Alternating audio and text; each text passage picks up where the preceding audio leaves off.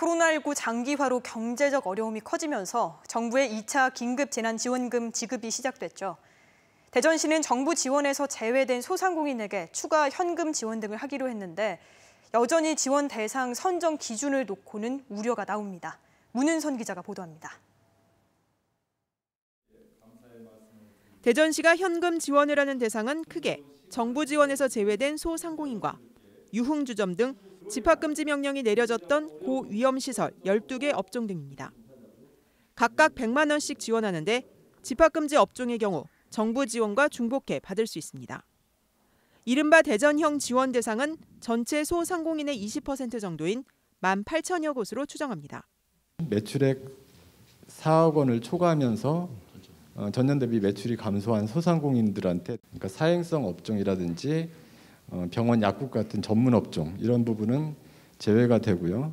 매출이 4억 원 이상이라 정부 2차 긴급재난지원금 지급 대상이 아닌 유흥주점의 경우 매출 감소만 증명하면 대전형 지원에 집합금지 업종 지원까지 합쳐 300만 원이 지급됩니다.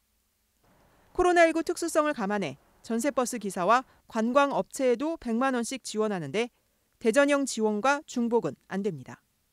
불효불급한 예산을 감액하는 등 기존 예산의 부족분을 충당하여 442억 원 규모의 4차 추경을 편성하도록 하겠습니다.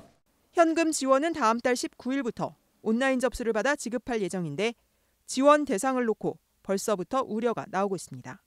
영업시간을 제한된 업체들이 이제 방역 물품을 한 20만 원 상당의 이렇게 지원을 해줍니다. 가장 큰 피해를 많이 본 분들 아닌가 이렇게 생각이 됩니다. 그래서 대상 선정하는데 좀 더 이렇게 고려를 했으면 하는 것.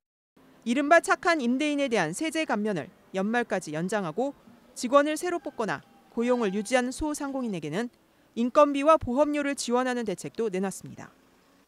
이 밖에도 11월 코리아 세일 페스타를 기점으로 연말 연시에 걸쳐 지역 화폐인 온통대전 캐시백을 최대 25%까지 확대하고 민간 배달 앱을 활용한 배달 플랫폼을 도입해 소비 촉진도 유도할 계획입니다.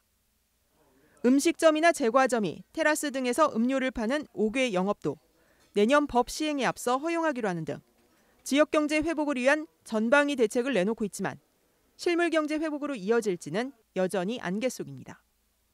MBC 뉴스 문은선입니다.